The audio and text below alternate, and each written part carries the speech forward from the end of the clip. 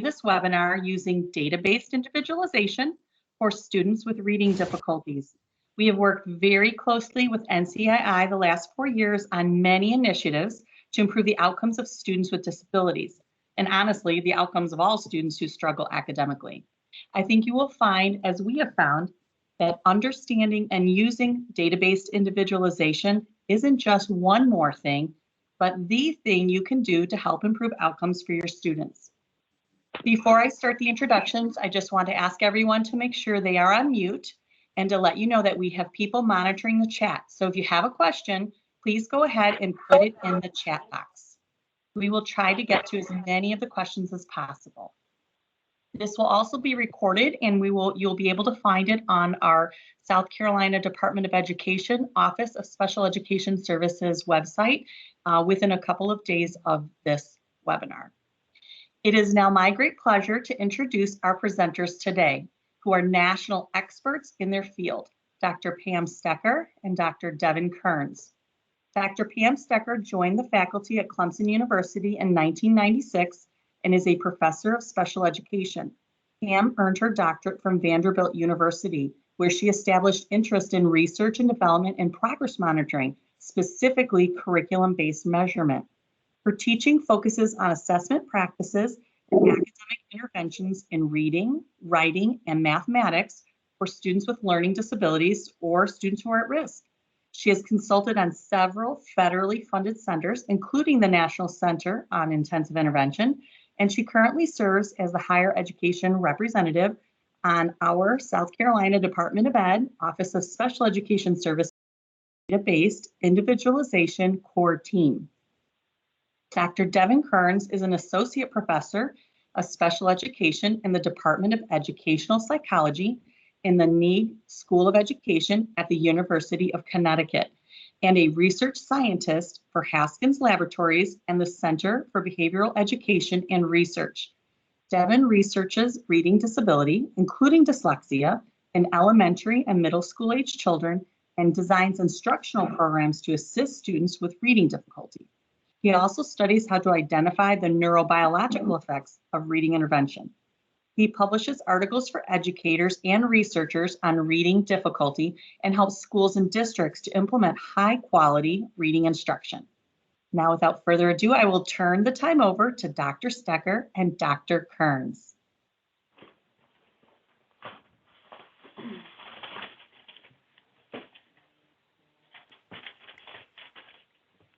Thank you so much. I just want to make sure that my presentation is appearing now. It I've is. had a little glitch. Thank you so much. Okay, well, I'm delighted to be here with you today to talk about a topic that is very near and dear to my heart, data-based individualization, or as we call it, DBI.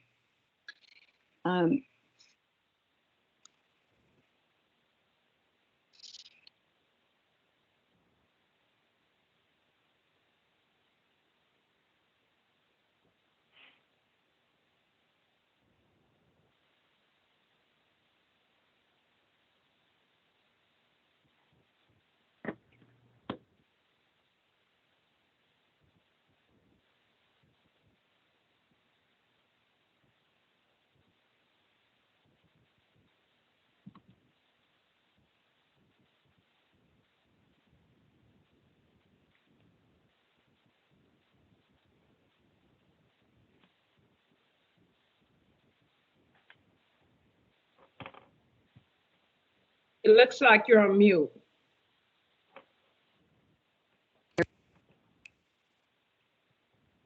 Okay, are you able to hear me now? Yeah, we got you now. Thank you. I just got kicked out again. Okay, thank you. Sorry, my internet is not great at my home.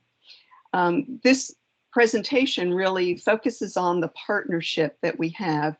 This presentation is brought to you by our South Carolina State Department of Education, particularly through the Office of Special Ed Services under the leadership of Becky Davis.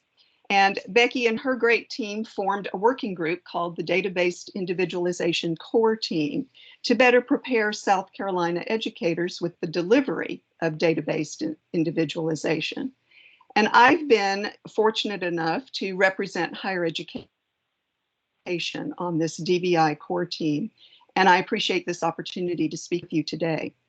We also have been working closely with the federally funded National Center on Intensive Intervention, and this center provides a wealth of information and great technical expertise to states and districts and individuals who are implementing DBI.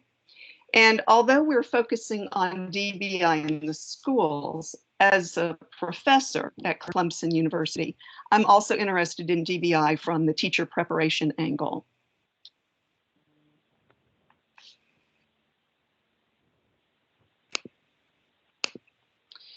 So I guess the question is,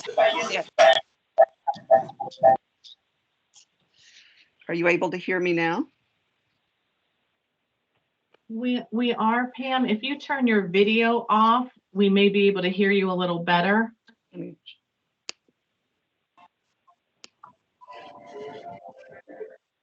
All right, let's try that. See if that's any better. I know I'm getting a little feedback as well. I'm sorry about that. So how did we get to this point? Well, in 2015, South Carolina's legislature passed Read to Succeed, or Act 284, to support stronger literacy outcomes among students in K-12. It focuses on reading proficiency by grade 3, and you may be familiar with summer camps and tutoring, the use of the state reading assessment, SC Ready, and also professional development for educators, including teacher preparation. And in a series of steps, both colleges and practicing teachers needed to demonstrate attainment of the Read to Succeed competencies with K-12 students, who will also demonstrate proficiency in reading by the 3rd grade on the state assessment. Well, then in May of 2018, Act 213 was signed, and this mandate came through to implement multi-tiered system of support in our schools by the fall of 2019. MTSS, though, multi-tiered system of support, addresses the whole child. We're looking academically, behaviorally, socially, and emotionally with our students. But specifically related to dyslexia, this act includes the screening of kindergartners and 1st graders at least 3 times per year for potential reading difficulties. This year, of course, screening may be done virtually. I'm seeing a change with my screen. Are you still able? Good. Are you still able to see mine?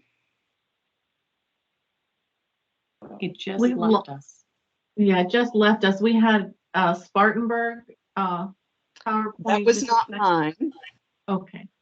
That was not mine. So somebody else was sharing. Let's see, back to it. I apologize. I'm just very slow with this. Are you able to see? Yep, we're good. Okay, thank you. So this multi-tiered system of support focus really brings us to today, where we're looking at South Carolina's most recent document, September 2020. And so our themes for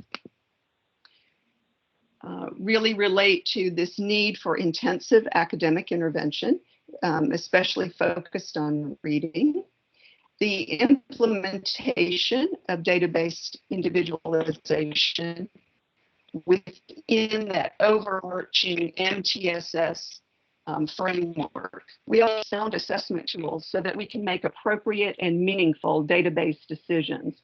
And that's the DB part in data-based individualization.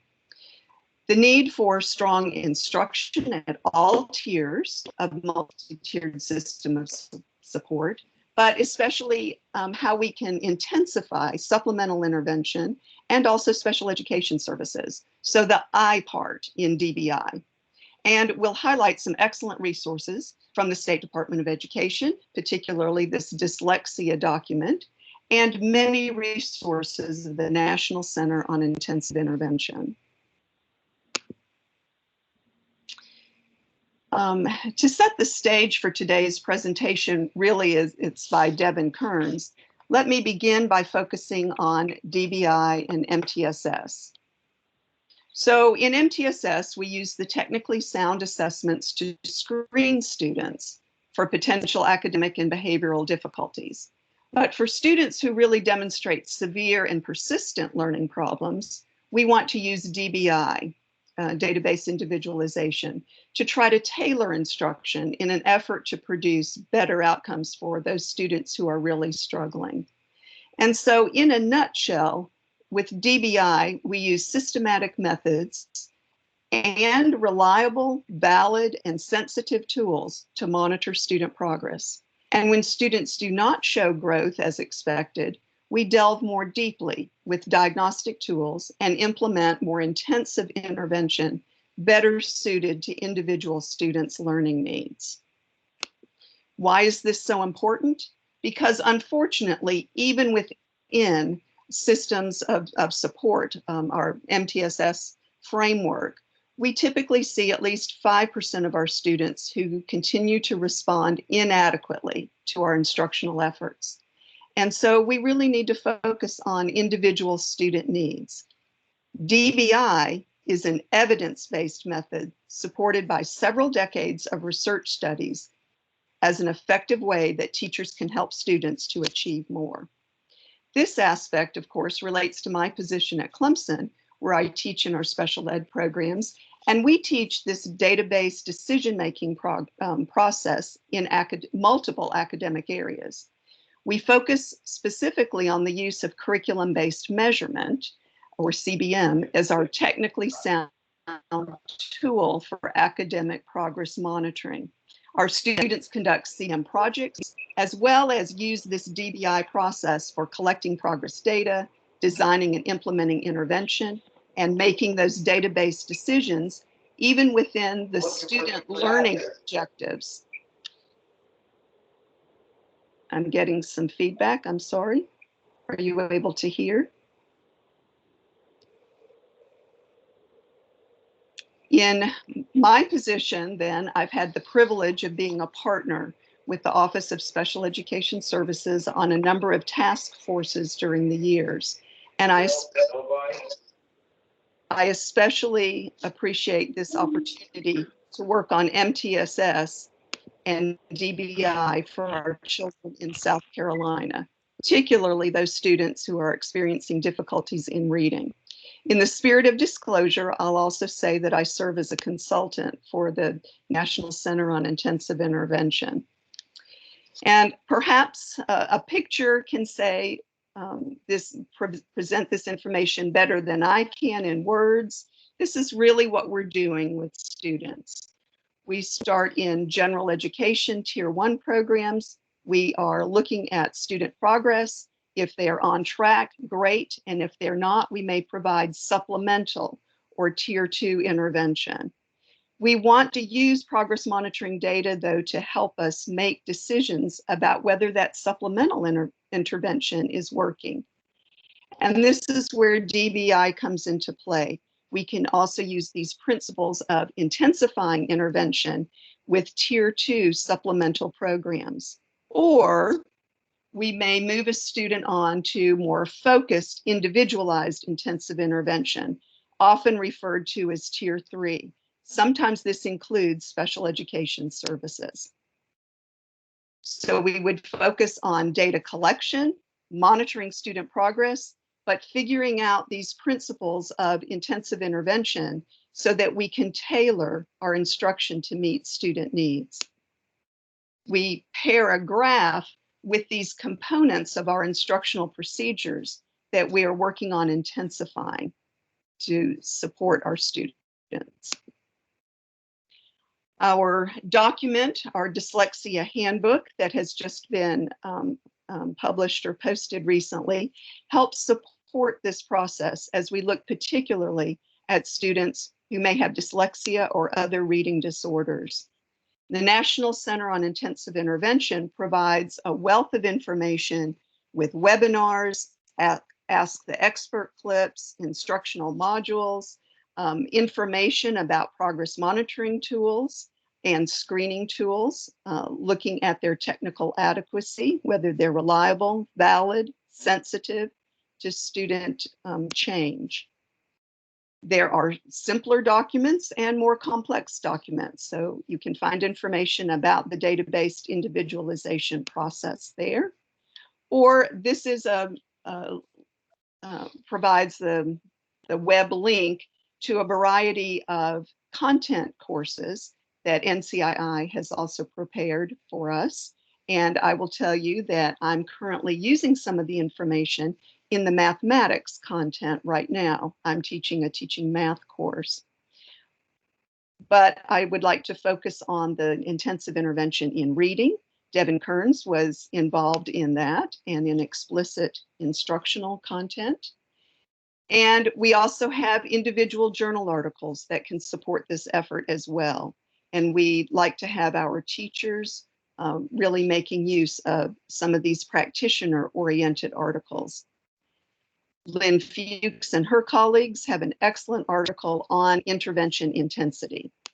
In fact, an entire issue of Teaching Exceptional Children was devoted to this DBI process.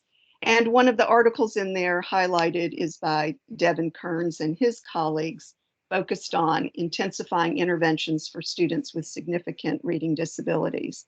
So it is my delight, my pleasure to introduce you to Devin Kearns, who is going to go into the specifics of looking at students with reading disabilities, dyslexia, how that fits into the landscape, and how we can look at multi-tiered systems of support in supporting our young students who are having a lot of difficulty. So I will turn it over to you, Devin, and I hope you have better luck with your internet.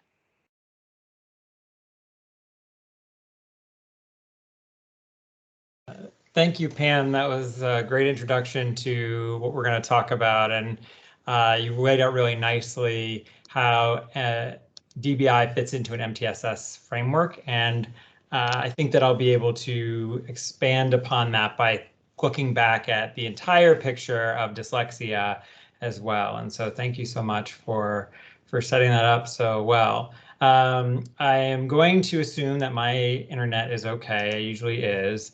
If you have any trouble, I have the chat window open and you can just let me know if you're not able to see. Okay, so. All right, so you should be able to see the presentation.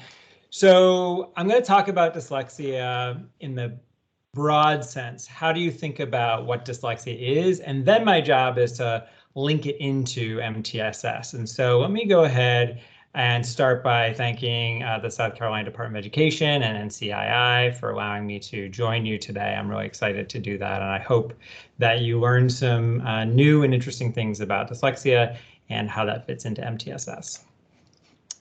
I'm going to start by talking about what dyslexia is, and then I'm going to talk about how to use MTSS to prevent dyslexia identification, and then how to identify students who already have it, and how to help students who are already identified with dyslexia. So let's start by talking about dyslexia in terms of reading comprehension, and I'll say more about how dyslexia is and is not related to reading comprehension. To do that, I'm going to ask you to do a little reading yourself. So if you'll draw your attention to the screen, I'm going to put up a passage in a moment, and what I'd like you to do is to do this reading assignment just like you would the GRE, though you were a student in an actual classroom at school, and you're going to read these two paragraphs, and I'll have you answer some questions about that. So go ahead and begin reading now. I'll let you know when it's been about a minute.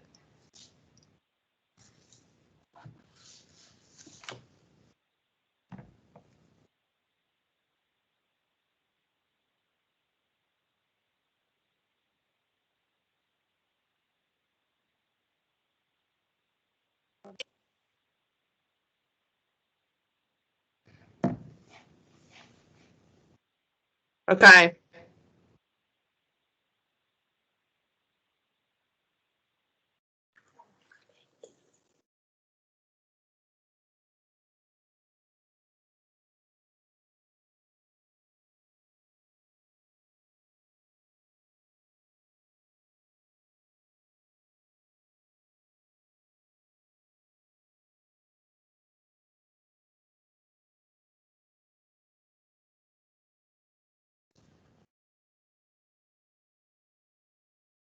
That's about a minute. Keep on reading. Give you just a little more time.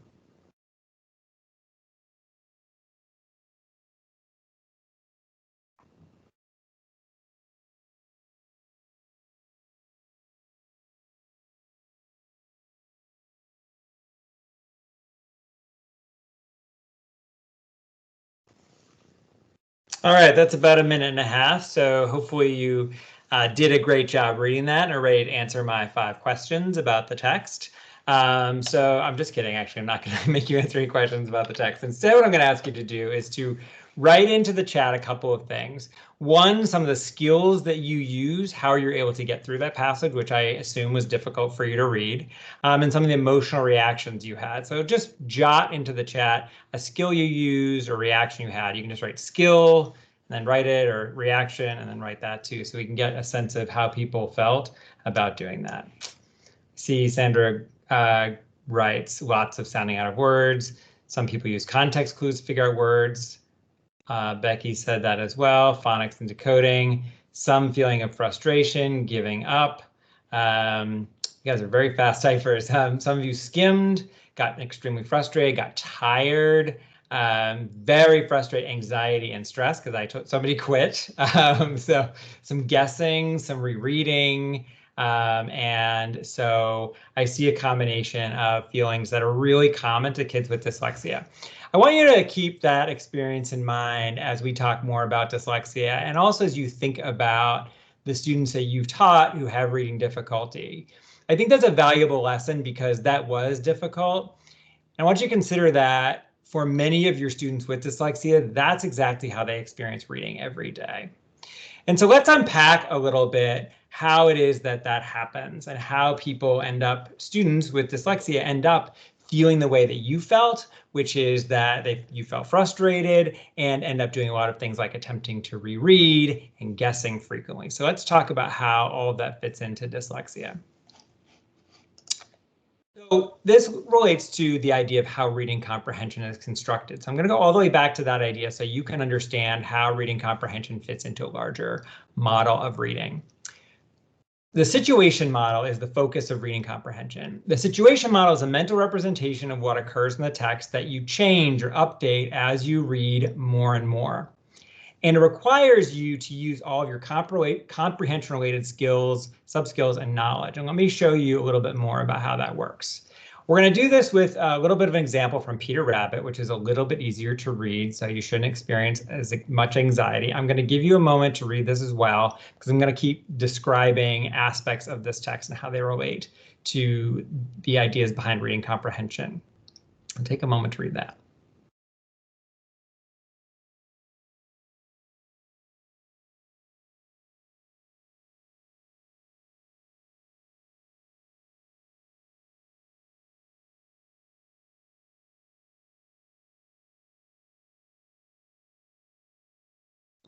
Take just another 10, 15 seconds.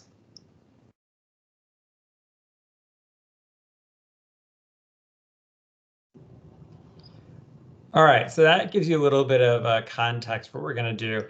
I don't know about you. Did anyone else remember that this story was a little bit twisted there at the end about sort of the existential effects of the story? I didn't remember that until I actually looked this up, but that is literally in Beatrix Potter's Peter Rabbit, a little bit about the pie. So I found that a little surprising.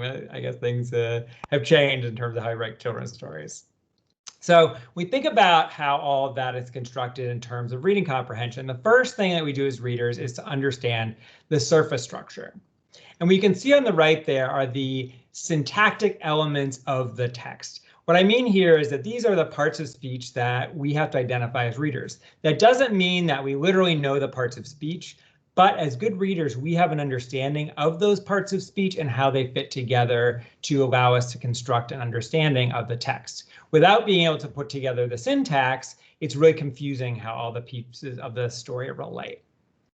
Once we establish the surface structure, we have to assemble all these ideas into what's called the text base. And that is the relationship between all of the ideas. So you can see in this image a variety of aspects of it, the size of which is related to their importance in the text. You can see rabbits is a very large word because it's very central.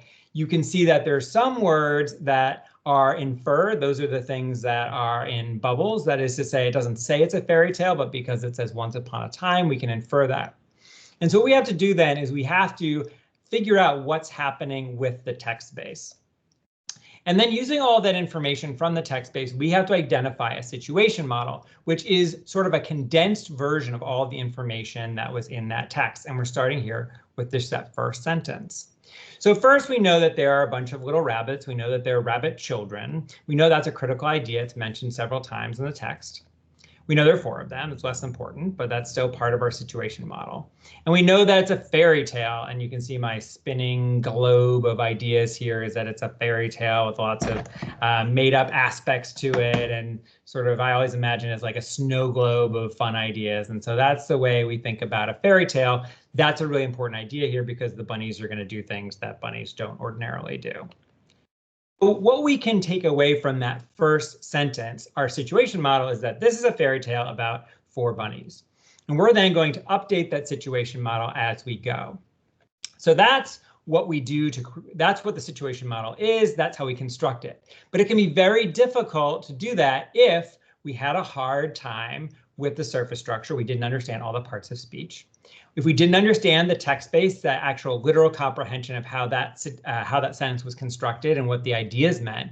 And then if we couldn't figure out which were the most important elements, like I was able to do when I picked out that the bunnies are important and it's a fairy tale is important. If you have difficulty doing those things, that makes reading really hard. These are then supported by the idea that there are multiple skills underlying reading comprehension that permit you to construct that situation model. And these ideas fit into what's called the simple view of reading. I'm going to turn to how they fit into the larger picture in a little bit.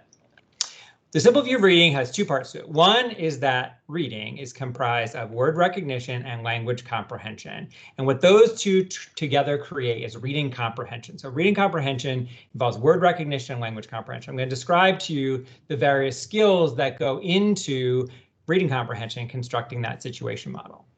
So in terms of word recognition, first, we need to have phonological awareness. You are all familiar with this idea, but I'm going to talk about each of these briefly in turn. Phonological awareness occurs at all levels of words. You might be able to blend syllables. So if I say cotton or cot and tan, then you know that's cotton, and that's how you actually say cotton from cottontail. You might blend phonemes like b, a, n, and k, and that says bank, which then we turn into bank. It's not exactly the same pronunciation, but we can blend those phonemes together, even if they're not quite right, to be able to pronounce the word. So the ability to turn syllables into words and phonemes into words, that's phonological awareness. And that's a critical underlying skill for the ability to recognize words, to actually say what the words are. The second thing you have to have is decoding skill. You have to be able to figure out how a word is pronounced and when it's not familiar to you. So for example, we combine these sound spelling units to pronounce these unfamiliar words, like let's say we don't know the word rabbits. What we can do is we link up every letter to a sound, r, a, the b sound, another b sound, the I sound, the t sound, and the s sound. We put all of those together to pronounce the word rabbits, which you can see looks a little bit different there because when we decode, we have to take the word and we have to manipulate what we sound out for each letter and turn it into the word that we actually intend. So we have to have this decoding skill, the ability to link spellings to sounds and read those to pronounce words that we're not familiar with. So we have to have decoding skill. The third thing we have to do for word recognition is to recognize words by sight. I want to be clear here that I'm not talking about sight words the way we often think of them. I'm talking about committing words to memory, and that includes any kind of word. So if we look at Peter Rabbit, this would include recognition of previously encountered words, whether or not they're high frequency. So for example, once, which is a word that kids would have seen before having read fairy tales, that would be a sight word. With would also be a sight word. These are words that are relatively familiar to us having read before. But in these texts, many words are going to be sight recognition words. That is, if we've ever seen them before, maybe 1, 2, 3 times, by 3 times we usually have a clear understanding of them, then we are going to commit them to sight memory. So a word like under is part of underneath, or root, although we may not have seen that very frequently, we would have committed that to sight memory. So it's important to understand there is that all words become sight words, even if they're not very high in frequency. It's really important to understand that that's what sight recognition means, being able to see any word immediately when we see it, if we've seen it before, even if it's not that high in frequency. And so we put together the idea that we know once and with, but we also know a word like root that's less familiar. So that's what word recognition is the ability to use these skills together to pronounce words you see in text. So let's flip over now to language comprehension, the skills that underlie the ability to construct that situation model. These are the 5 skills. I'll talk about each one in turn. Background knowledge is about what you know about a text before you start to read it. So when you think about this text, what will we have to know about it before we begin to read it? Well, one thing is we have to understand a little bit about rabbits and that they live in burrows, like underneath the root of a very big fir tree. We also might need to know that rabbits are edible, which is true. You need to know that for the second paragraph here. And that's background knowledge is going to help you understand, first of all, why it says this weird thing about a pie, but also why it's so important that Peter isn't caught later by Mr. McGregor. So use that background knowledge to understand some key ideas before we begin reading. Vocabulary knowledge is the second piece of the puzzle. So this is about first being able to understand specific word meanings, and then to be able to figure out words that we're less familiar with. So again, we think about the text. We have the word fields, for example. One thing we can know is its specific definition, which is a large plot where crops grow.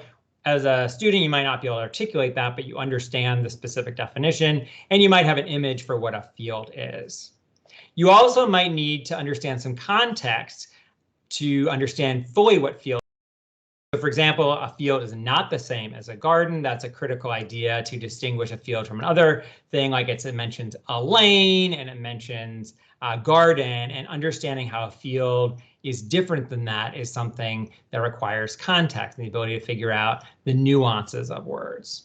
So that's what vocabulary knowledge is. It's not simply knowing the meanings of specific words, also the ability to recognize them in context, understand the nuances of their meaning, like for field. The third part of the puzzle is verbal reasoning. Verbal reasoning is how you're actually able to select the more and less important ideas here. So you see there that words bunny and mother are bigger because they're really critical words to that beginning part of the text. So these are critical to help you construct that situation model so you can decide which things are more and less important. So when you think about that whole passage, we think about the bunny's mother told them not to go to the garden, even though it doesn't say exactly that. We know that's really important. We've identified those as critical ideas, and we then can reason why it is that that's really important. Why wouldn't you let them go to the garden? And I'm not going to say it out loud, but the picture should convey the idea why it is that you shouldn't go to the garden. I'm sorry it's a little macabre, but you know, it's Monday morning, so why don't we start with something a little bit interesting? So that verbal reasoning skill is, in other words, what allows us to extract what's most important and to make inferences about things about why she wouldn't let them go to the garden. Okay. We then have to use syntax and language structure knowledge. And you've already talked a little about this when I talked about the text base and constructing the surface structure. This is implicit knowledge about grammatical structure within and across sentences. So we don't actually have to know specific things like what a noun is or a verb is, but students will have implicit understanding of these ideas. So we can think about that in terms of, for example, anaphora. So anaphora are pronoun references. So if you look at old Mrs. Rabbit is a key character here, and she's also their mother. She's also described a couple times as old Mrs. Rabbit. Also, the pronoun I is used to describe her, and her is used to describe her, and she is used to describe her. And what a reader needs to be able to do is to identify that all of these things are different ways of thinking about old Mrs. Rabbit. So if you don't have good skill and syntax in understanding and using syntax, it's going to be really hard for you to do this. And you don't have to raise your hand, but I guarantee that many of you have taught kids with reading difficulty, have seen kids who struggle to do this, that they'll look at the word I and have no idea that actually refers to old Mrs. Rabbit because they have a difficulty using syntax to figure out the understanding of words across sentences. So this is a really important skill for reading for language comprehension. The last piece of the puzzle is the ability to apply effective strategies. One way I sometimes think about text is sort of like a lockbox or a treasure chest, and for sometimes it's locked, and so we aren't able to figure it out. And as a reader, we say, "Oh, I don't get this. I need some help."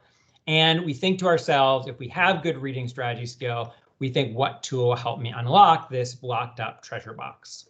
And one strategy, for example, would be summarizing. So as a good reader, we are able to identify the skill that we need, or the strategy that we need, to figure out how to comprehend the text when we are stuck when we do that. The ability to consciously identify good strategies is a really key part of reading comprehension.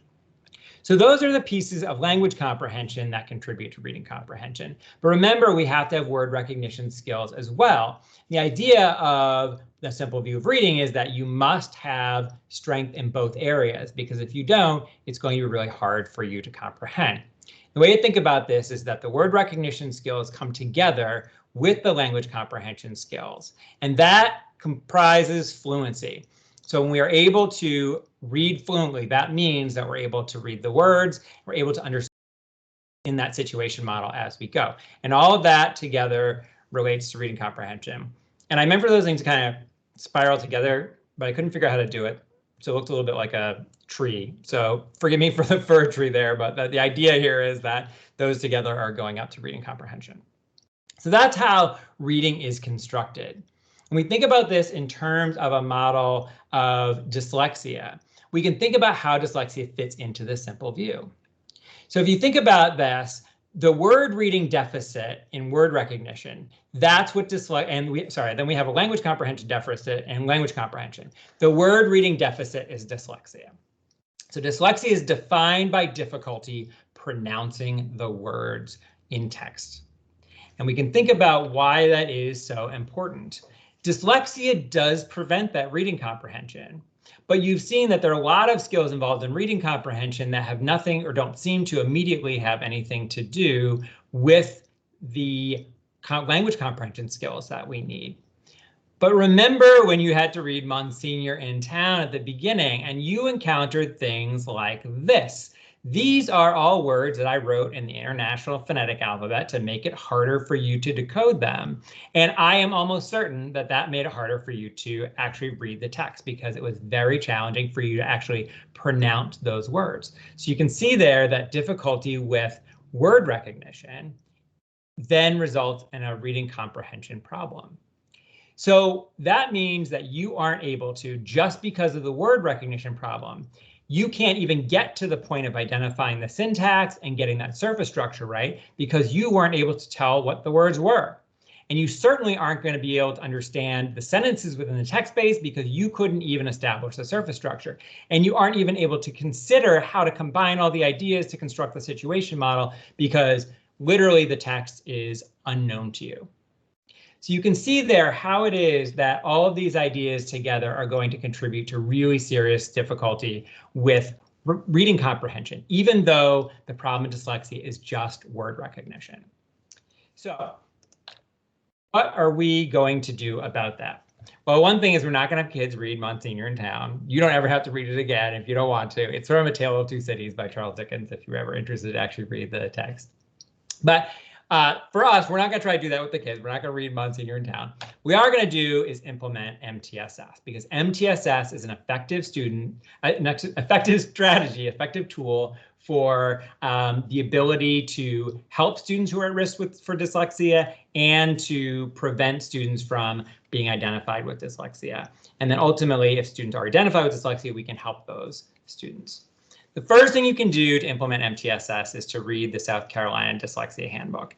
I am going to strongly recommend that you do this, because in reviewing this for today's presentation, I was really impressed by the level of detail, the level of focus, and the degree to which it actually focuses on MTSS. So the things I'm going to talk about today are going to dovetail perfectly with what's mentioned in the handbook, and I really want to recommend that to you. Pam already mentioned it, but I want to recommend it to you as well, because I think that it's a resource that many states don't have that's as high a quality as the quality of the handbook that you all have. So that's really great. So I hope you'll have a chance to read that and use that as a guide for everything we're going to talk about.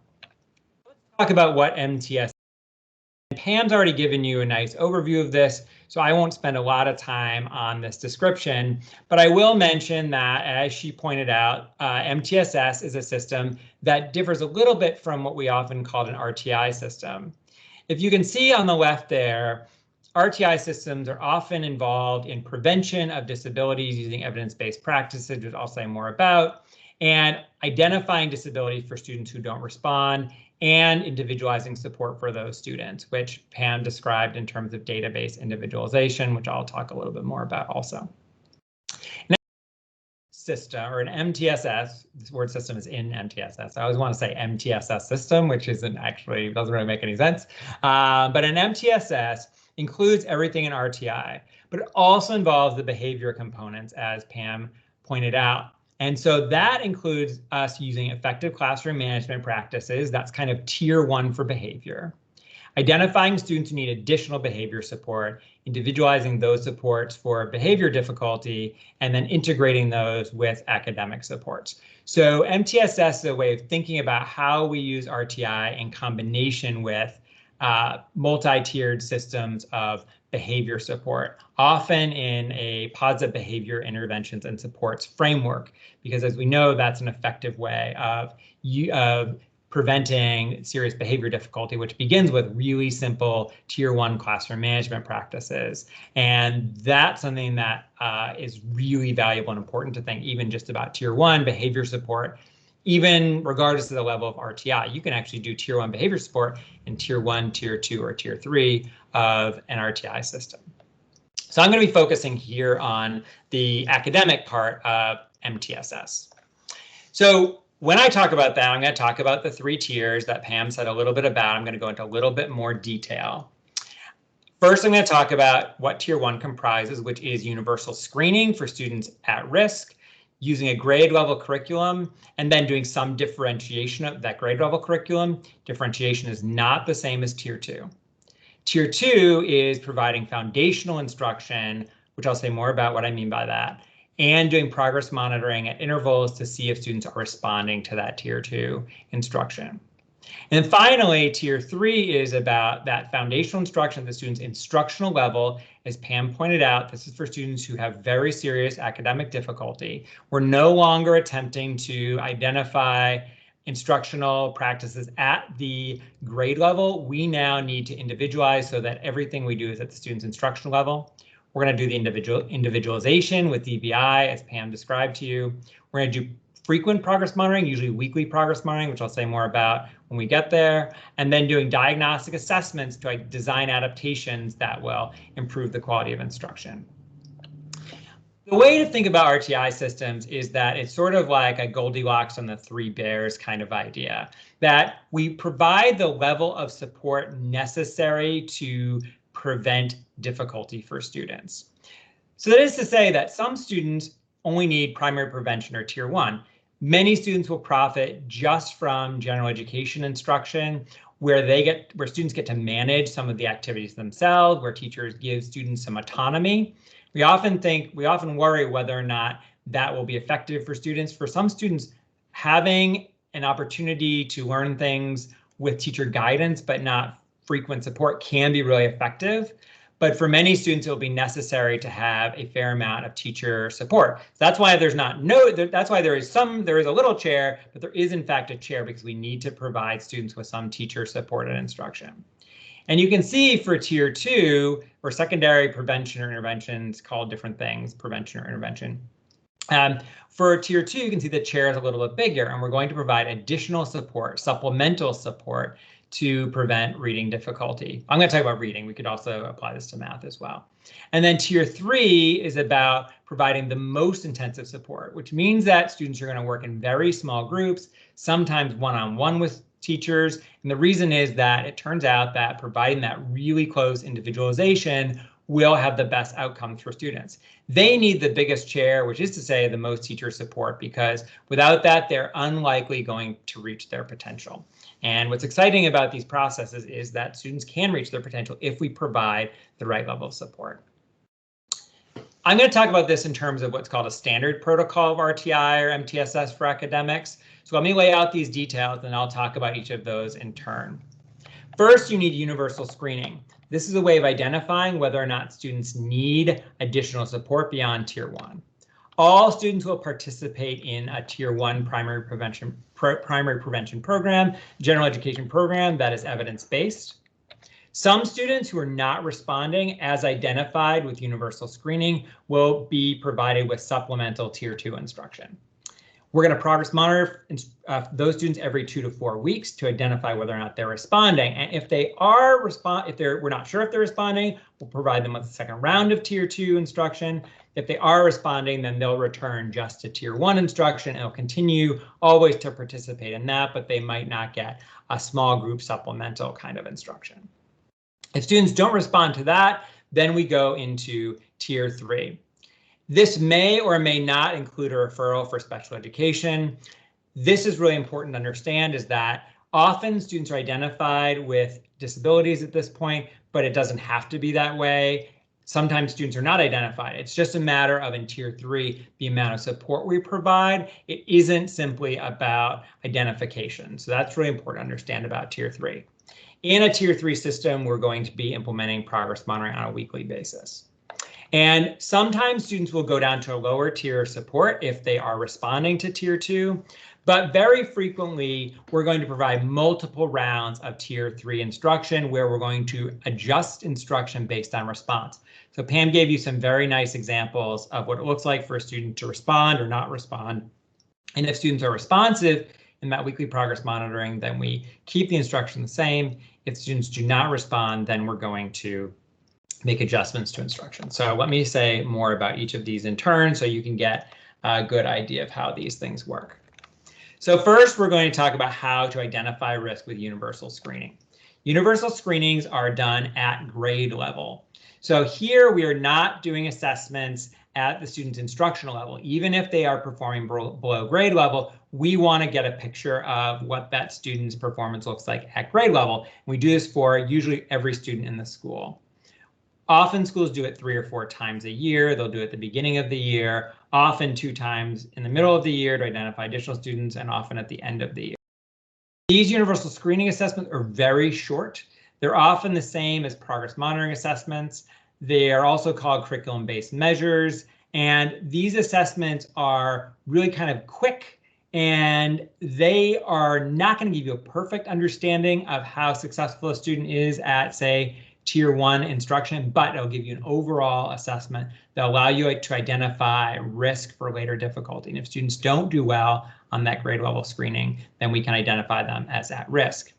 And we often do that using risk cut points. So you have to do universal screening with a measure that has been tested by researchers and been shown to be able to identify risk, because researchers have tested on thousands of students to show that there are students at different levels of risk, and we can identify that with screening.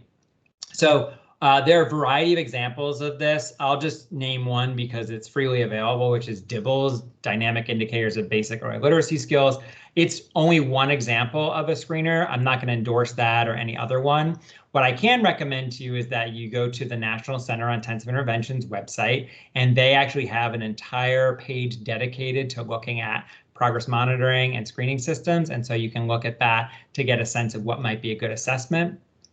One thing you can't use is a formative assessment. For example, it's not okay or possible to use like a running record, because we don't know that those are all the same level, and we can't use them to be sure that if a student reads, 50 words in 1 minute on the book that you just gave them, we don't know that that's the same level as a different passage, and so we can't use that to screen. Actually, there's some really popular assessments, like there's certain running record systems that come with reading. There's also the Teachers College running records.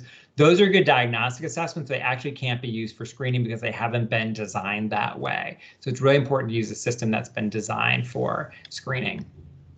Let me give you an example of how this works with an imaginary progress monitoring system. So I want to be clear, this progress monitoring system called ELMS, you cannot purchase. I made it up so that I would not have to endorse or talk about any specific system. So in ELMS, we have a passage. And in this example, Ms. Delfino, she's going to screen grade 3 students on passage fluency because that's a good indicator of literacy skills in Tier 1 for her third grade students. So that's a grade 3 level passage fluency assessment. She then is going to assess Alexander on this passage fluency assessment. And you see there that Alexander has scored 50 correct words per minute after making 6 errors. And then the teacher can look in the technical manual for that to identify whether or not Alexander is at risk compared to the grade level expectations. So here are grade level expectations for Alexander in this imaginary progress monitoring system. I will just note that grade 3 levels are for correct words per minute are usually a little bit higher than this. So again, don't use this ever because it's just an example. But we can see here at the beginning of the year, Ms. Delfino has looked at the progress for Alexander, and in the fall, the expectation is that he reads 75 words a minute. He's at 50. So we can see here that he is very seriously at risk because he's very far below the cut point. So once we then have students identified, we're then going to put them into Tier 2 programs, and we're going to identify whether or not they respond to Tier 2. So in this different classroom, Ms. Apple's class this is a first grade example. She is measuring students on first grade word identification fluency. She's put them in a small Tier 2 group. I'll describe what those groups what the activities are that they have in them. And there's a risk cut point. And so after having done this for 8 weeks, often Tier 2 is done for 8 weeks before making instructional decisions, she's collected 2 additional data points after the first one when they started. And you can see here that the cut point is this, which is to say that any student in the grade that scores below that line is going to be identified as having difficulty. So all these kids are still slightly to very far below that cut point. But you can see that some of them have made really good progress and are headed toward grade level. And we might decide that those students no longer need Tier 2 or need a second round of Tier 2. That's also probably true for the student in the middle, which is Talisa. And you can see that Ulysses and Alexandra, who are at the very bottom there, those are students who have not responded very well to Tier 2 and may need additional support. That's how Tier 1 and Tier 2 assessments work. We have our universal screening, and then we have ongoing progress monitoring with instructional decision making when students don't respond. So how do we prevent that step of getting to Tier 3? How do we do this in terms of instruction? Well, we're going to provide really effective instruction at Tier 1 and Tier 2. For Tier 1, we're going to be using a core program or supplemental program that involves evidence-based practices and critical areas of reading, like word recognition and language comprehension. It has to be delivered with fidelity. That is to say that whatever program it is that you have, and I am going to recommend a program, I'll say why in a moment, it's really important that when you're using that program, you do it with fidelity. So I'm going to give you an example of, again, an imaginary program. This is Creative Reading Solutions. So we are going to assume here that Creative Reading Solutions is, let's say, for first grade, an evidence-based Tier 1 program that is supplemental to other activities that the school does. But this program has a variety of features that are used to get students to grade level in terms of their, in this case, beginning word reading skills. This program doesn't cover reading comprehension, and so it's supplemental, as I described before. But this program needs to be done with fidelity in order for it to be successful. And here is then an example of often what I see in terms of the way people talk about how they use programs. So let's say, Devin, that's me, I'm coming to a school and I'm asking people about how they're doing. And I ask a teacher, so are you using all the parts of the program that you have decided as a district you're going to use because we think that it's going to be effective for the students? And a teacher might say to me, sometimes teachers do say to me, well, I leave a few things out. And I say, okay, well, that's fine. So what have you been doing? And a teacher might say something like this. I focus mostly on the letter cards and use the words from the phonics instruction. So let's think about how that relates to fidelity. So I can tell you for sure that this is not Creative Reading Solutions, and here's why. The program has 40 sound spelling cards. The teacher didn't use those. The teacher did not do the phonological awareness exercises that were included in the program. So that's not there. The teacher did use the words, but didn't do it with a specific procedure. There are these spelling and decoding routines. The teacher didn't use those. They're decodable books. The teacher didn't use those. And we're left with now just the words and 26 letter cards. Is that creative reading solutions? Is that using a program? I'm going to go ahead and say no. And let's say that I had created this program on my own. If this was my classroom, if this was Devin's classroom, you would not call that creative reading solutions. You'd call that Letters and Words by Mr. D or something like that. I put it in kind of flashy to kind of show like I made it up myself. It's super, super fancy, super special. But that's not a program. That is me creating something on my own. I'm not doing it with fidelity. And the reason that that's valuable is that there's evidence to suggest that the program that I had implemented, Creative Reading Solutions, actually had evidence to support it. But since I was not using it, I don't know what I'm actually getting. I'm getting this thing that I made up on my own. So it's really important that we use an evidence-based program. People are sometimes resistant to the idea of using a program that comes off of a shelf. And I'm going to give you a couple of reasons that I think that it's a good idea to do that, even though I understand that people sometimes have concerns about teacher autonomy and thinking about their ability to respond to the specific needs of their students in the classroom. You absolutely want to do those things, but evidence-based Tier 1 programs can be effective for a number of reasons. One is that program developers do some work for you. They actually create lots of routines. They create all kinds of materials that you can rely on. You don't have to use all of them, but a lot of them are going to be useful to you. It allows you time to do cognitive planning, which is to say you have more time to think about how to teach the lesson. You don't have to spend as much time thinking about the actual activities you're going to do. I think about it this way sometimes. It's less time photocopying and more time thinking and writing out your instructional plan. And as you probably know, building a program from scratch can be really problematic, and I'll say more about that in a moment. So that idea that programs are problematic is really understandable to me, because I think that we as teachers often think that we are professionals and need to understand. We need to kind of design the things we're teaching ourselves. And I want to argue to you that we are sort of like astronauts. We don't have to be like Houston. Astronauts are highly accomplished professionals. They are literally rocket scientists, but they don't get to make all their own decisions either, even though they're accomplished professionals. Houston makes a lot of decisions for them. So you can see here that it says astronauts have really packed schedules from 7:30 to 7:30, 12-hour days, and that is set by Houston. Sort of like a curriculum, Houston decides what the schedule is like. Houston decides what they're going to do. There are 50 people doing it for them, kind of like a program is doing it for them. They're accomplished professionals, but this group of people, mission control, is making the decisions about how things are going to be taught. Another way to think about this is that astronauts, despite their expertise, they have to follow instructions with fidelity. Houston writes the instructions that they think include the very best practices, and the astronauts have to follow them. And they don't always love it. So I'll read this to you because I think it's a useful example. Think about how astronauts don't even like doing things with fidelity all the time. So an astronaut wrote or said, to replace a light bulb, I have to have safety glasses and a vacuum cleaner handy. This was in case the light bulb broke. However, the actual bulb was encased in a plastic enclosure, so even if the glass bulb did break, the shards would be completely contained. Also, I had to take a photo of the installed bulb before turning it on. Why? I have no idea. It's just the way NASA does things. Which is to say that Houston decided they think this is the best way to do it, and the astronaut does it with fidelity, even if they don't love it. They sort of make the decision that this is what Houston has done, and they have a reason for doing it, and they go along, even if it's not their favorite idea. That said, astronauts like us as teachers have to adapt to unexpected events, and Houston can't anticipate all possible problems, just like programs can't address individualized student needs in the classroom.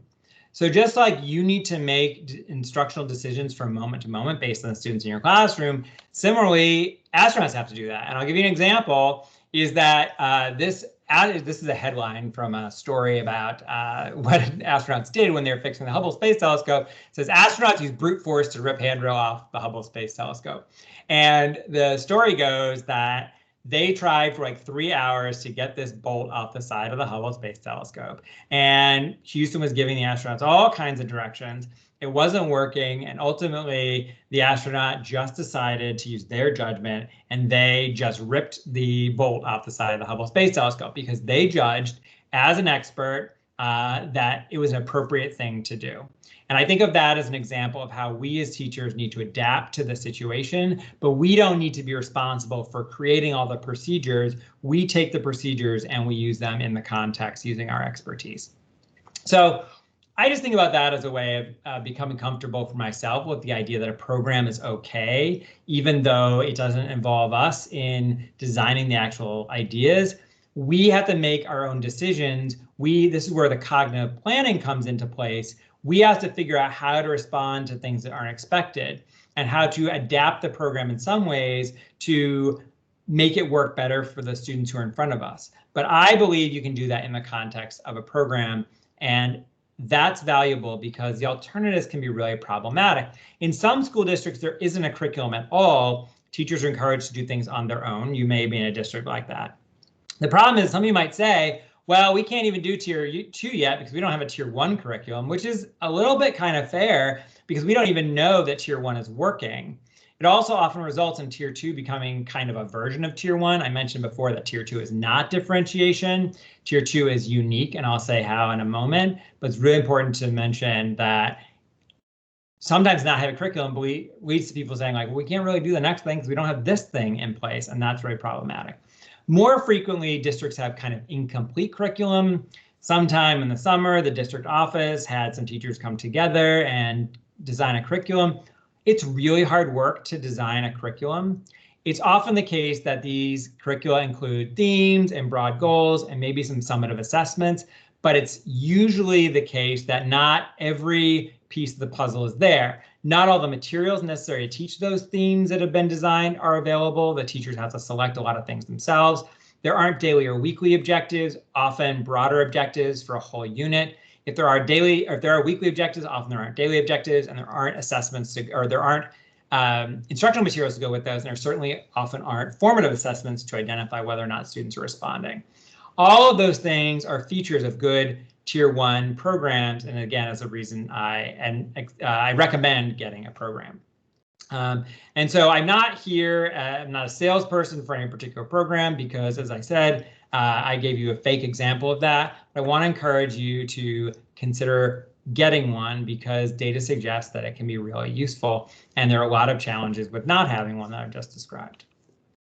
So in addition to tier 1, you also need a tier 2, and I often recommend it's even more important to have an evidence-based program for tier 2. It should have been studied with research in really high quality studies that have shown the program to be effective. It needs to be explicit by providing directions for a teacher. They might even be scripted, although they don't have to be. It's going to use an explicit instruction approach with modeling and practice. It's going to be systematic. It's going to cover all the skills a student needs at a certain grade level, and it has enough lessons that they can be progressed through in order to meet all the grade level expectations. And it's going to focus on foundational skills. So in this case, it's going to address the standards or skills that underpin the standards, but it's not going to be exactly the same as the grade level standards, although usually the instruction is within a grade level or so of the student's actual grade level. So tier 2 is not designed for students who have not been responding to instruction for 2 or 3 years. That's what tier 3 is about. Tier 2 is for students who are below that benchmark, as I described before. Like you had, I forget the names of the kids, but you had some kids who were responding, they're almost at the benchmark, and you had other students who weren't even close.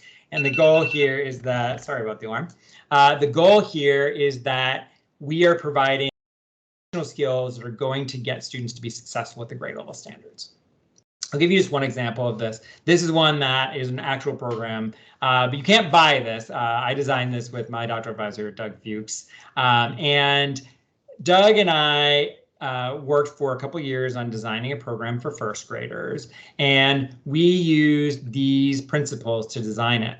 So first, we actually tested it. We conducted a randomized control trial of the program after we designed it, and we found the program we designed had really good effects for word reading and reading comprehension. So that's really exciting, and that's why we know it's pretty good, is because it was research-based.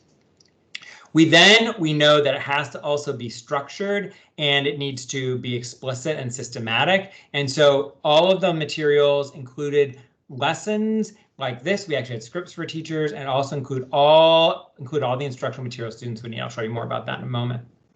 And we organize the lessons in a linear way to make it even more systematic. This is an example, you don't need to see this obviously, but this is an example of the scope and sequence of letter sound instruction. We ordered them by their frequency in English, and we did that so that the entire program would begin to expose students to the most important letter sounds in English and expand beyond that. And finally, it has to address all the key skills. And so we included decoding and sight word reading, spelling, and reading and level appropriate text, because we knew that those skills would lead to better word recognition and reading comprehension skills. So that's an example of Tier 2 program that has all those pieces in it. If you don't have a program, or you're going to have to use some resources, there are some actual lessons available from NCII. And this is just an example of a page where you can go to get some of those lessons. So I'm going to recommend to you to visit that page. It can help you either if you don't have a program and you want some ideas for lessons. It can also help you to get an understanding of the kinds of things that you should see in an effective program. So we're going to have students who aren't going to respond to Tier 1 and to Tier 2, and we have to figure out how we're going to help those students if they don't respond. Whether or not they're identified with dyslexia, we need to figure out how to help those students. So we're going to first make instructional decisions using progress monitoring data. And we're going to use progress monitoring data first from universal screening, but then also from Tier 2, and we did those every 2 to 4 weeks. So if we see a student has excellent growth on a universal screening, meaning they're at or above the grade level benchmark, they simply participate in Tier 2. If a student has good growth, meaning that they're below the benchmark but show progress toward it, they should be participating in Tier 1 with some additional progress monitoring every 2 to 4 weeks with a supplemental Tier 2 instruction. If they're showing some growth, but they're not closing the gap toward the benchmark, they might get an additional round of Tier 2. If they continue not to respond, then we would identify them as having limited growth because they aren't continuing to make enough progress. Students have limited growth and they don't show a lot of change from the beginning of Tier 2, either after 1 round of Tier 2 or sometimes after 2 rounds of Tier 2, then that's a kid that we would put into Tier 3 or data-based individualization. And Pam laid this out for you a little bit, so I won't spend a lot of time on it. I do have a fair amount of time remaining, but I won't spend a ton of time on it. But just to be clear about that, this is a specific way of implementing intensive intervention. It has a 5-step process involving intervention, progress monitoring, adaptation. Pam talked a lot about the progress monitoring piece of this. And it's based on evidence from studies that have been conducted over the last 30, 40 years, and it's been tested more and more in a more and more robust way to show that even today, this is an effective way of providing students with supplemental instruction at their level for students who are at the greatest risk for learning disability identification, or specifically in this case, dyslexia. But if it doesn't have to do with the, if it's based on evidence from years and years of this, and we've shown over years and years that this is effective for helping those students.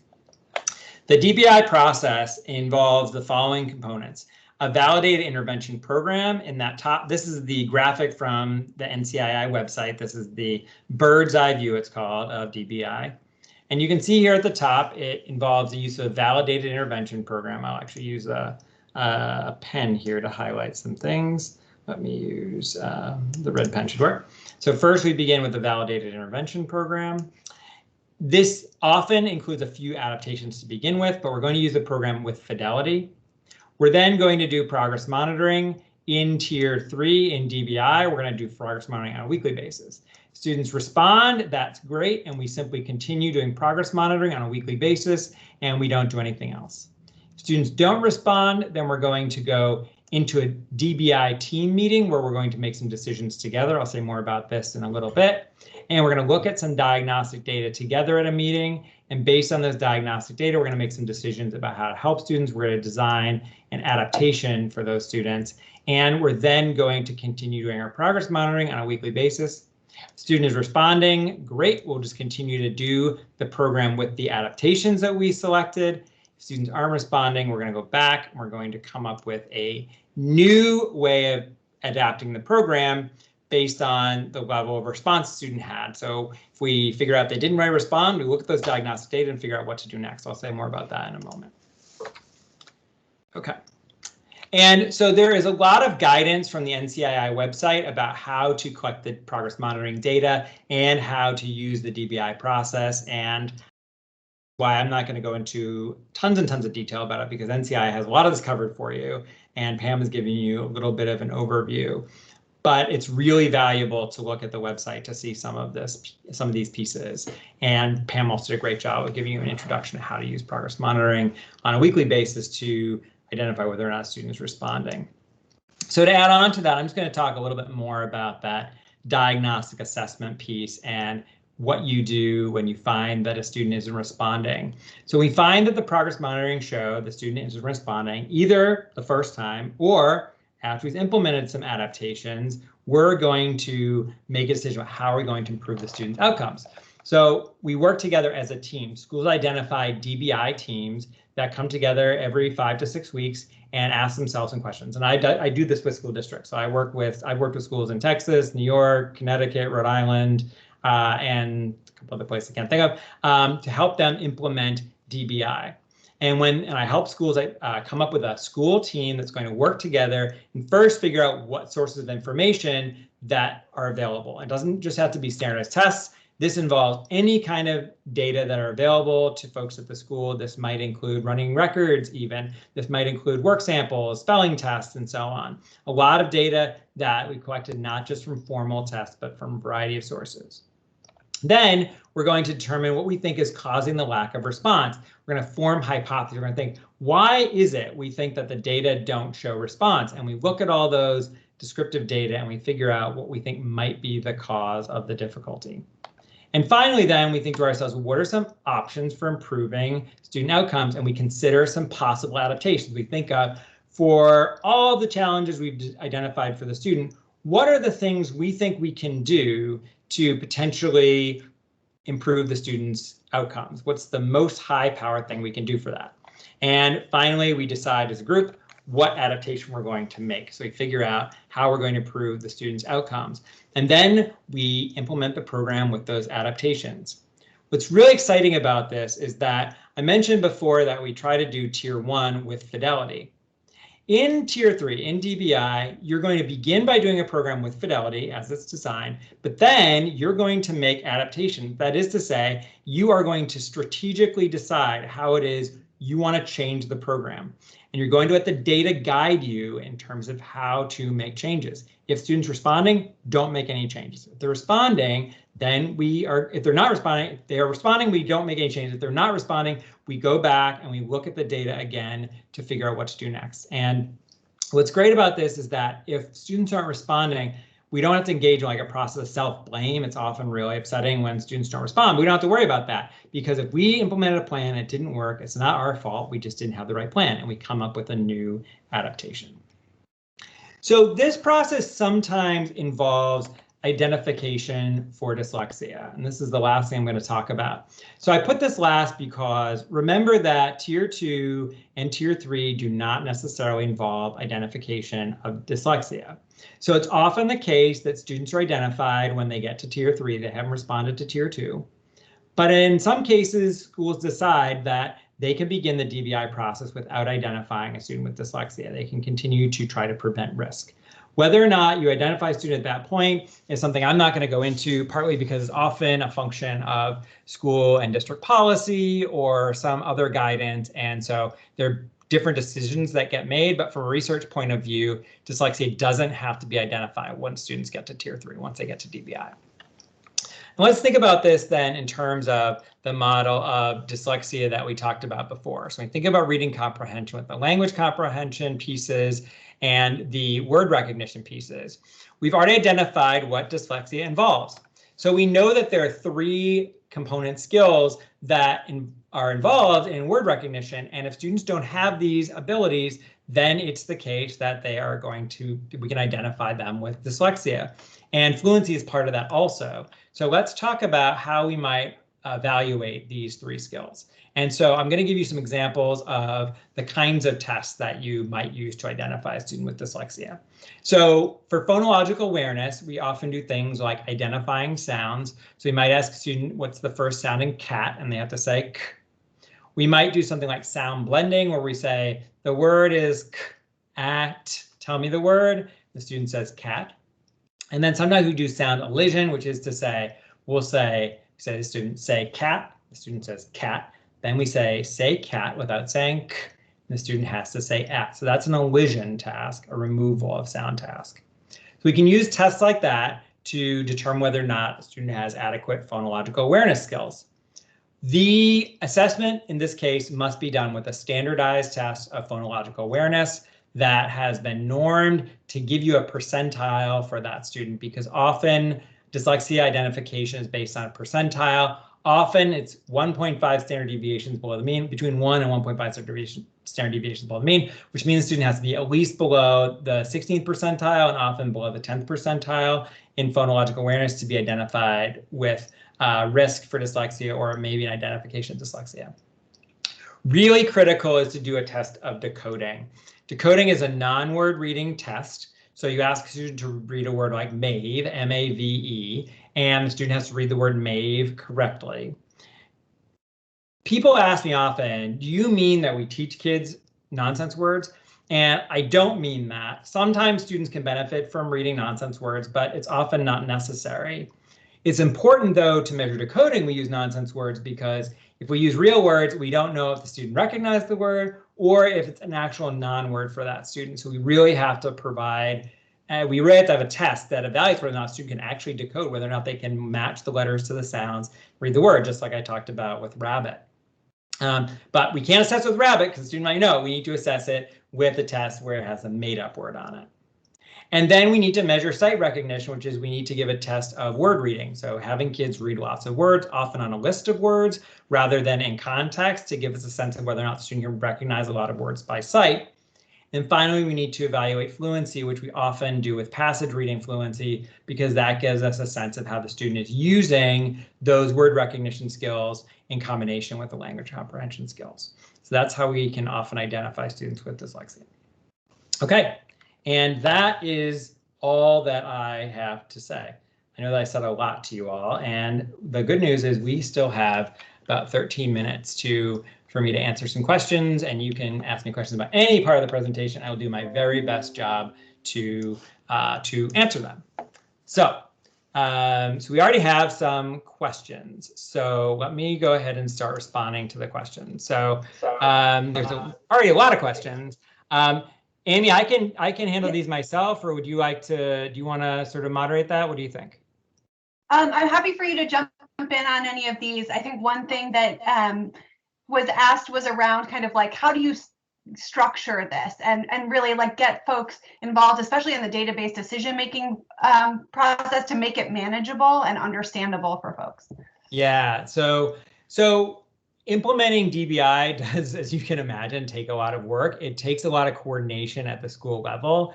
NCII has a number of tools that schools can use to do this. So for example, there is a template you can use that I helped them design to keep track of the progress monitoring data. The website has a series of forms that you can use to actually hold the team meetings. And the school does need to come together and figure out how to do that, how to hold those meetings.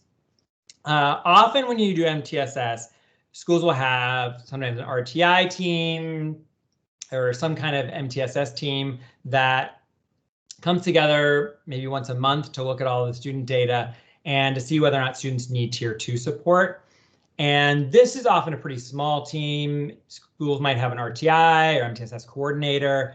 There's often an assistant principal, maybe a couple teachers on that team, whose job is to look at the performance of all the kids in the school and to decide which students are in need of Tier 2. A separate team that definitely involves an administrator, often a coordinator for MTSS, and definitely some special education teachers and intervention teachers. That team needs to come together to look at the specific needs of individual students using that DBI process. Setting that up is tricky. It involves a fair amount of planning and support. NCII has a lot of that support built into the website, and there are other resources you can use if you're interested to think more about that. I'm happy to talk with you further and give you some access to some resources and so on. But really, it is going to take a team approach and doing a lot of planning as a group to figure out how to put that together.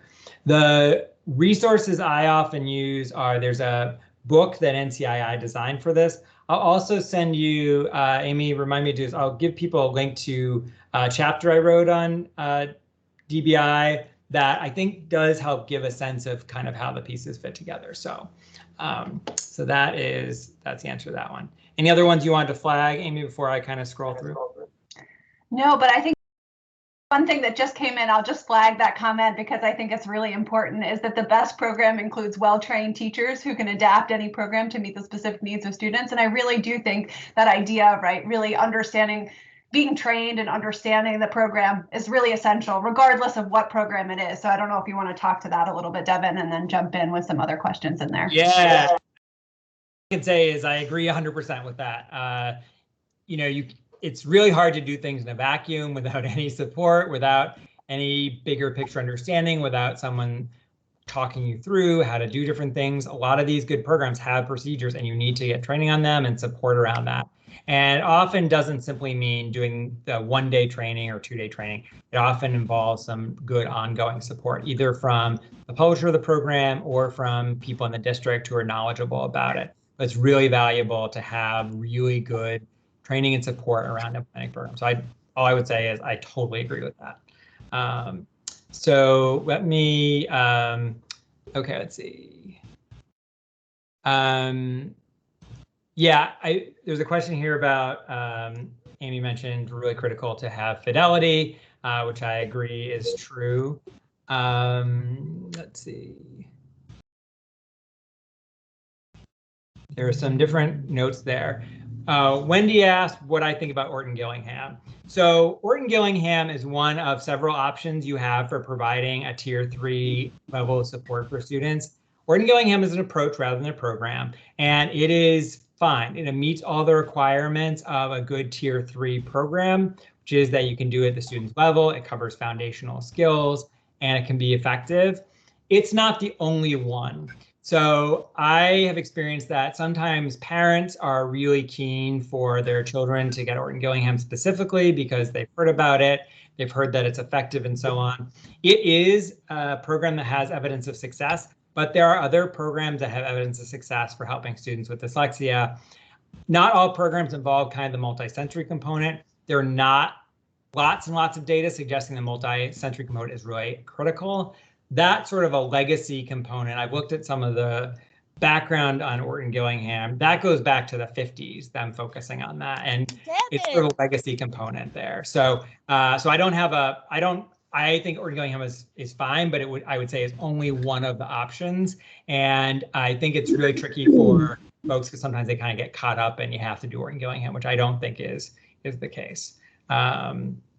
So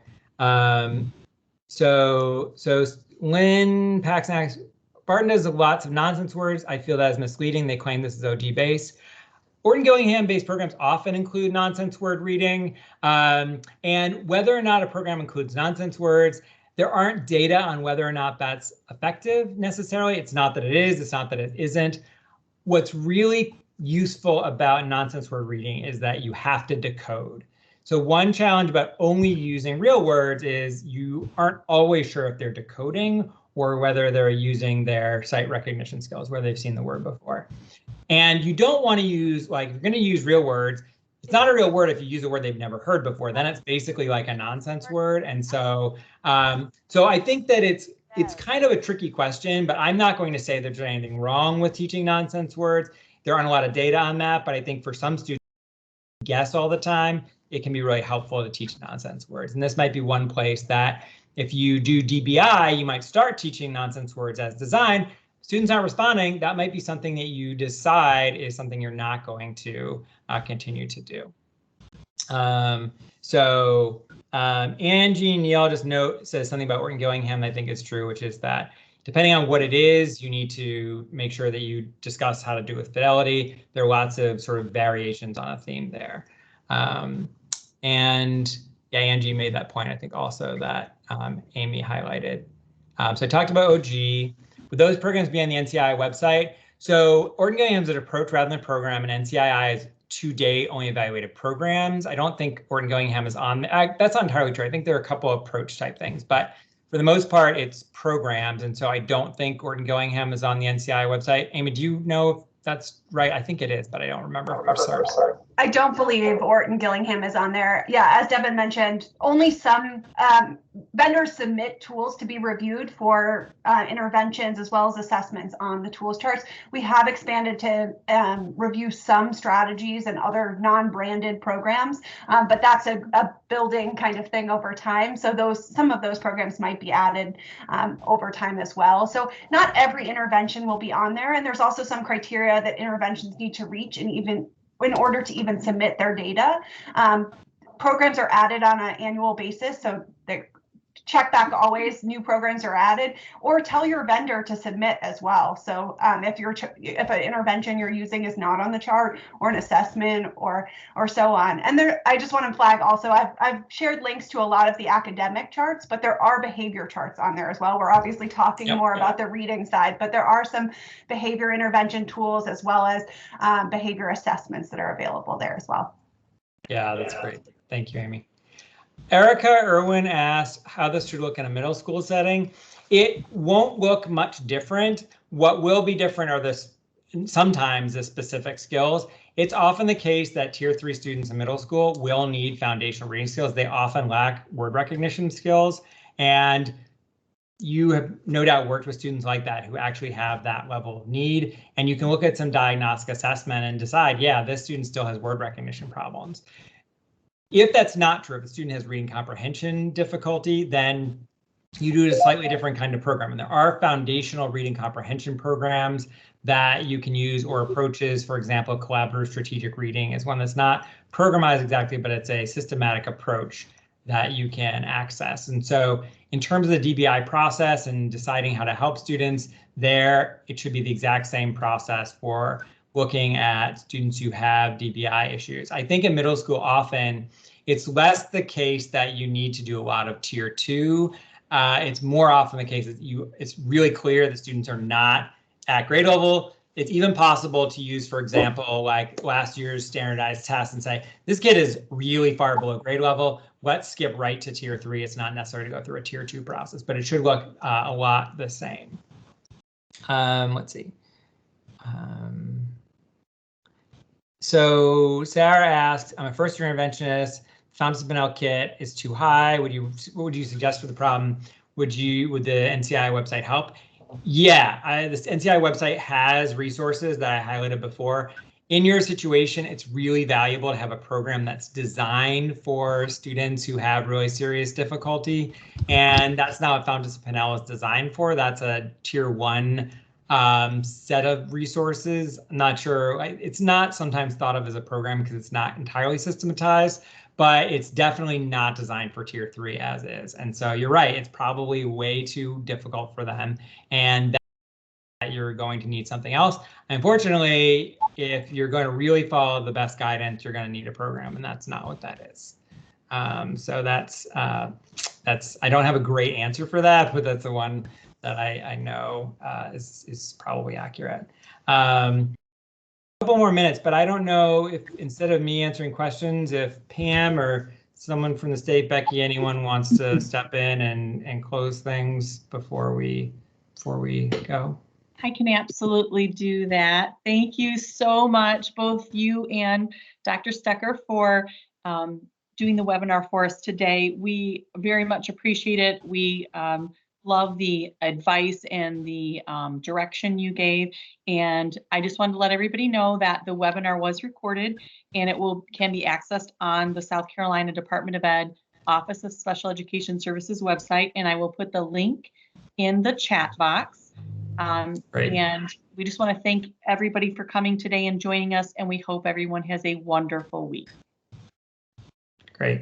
Thanks so much. And read that handbook, because you guys have a really great one. So thanks so much. Thank you. All right. Bye, everyone. Bye-bye.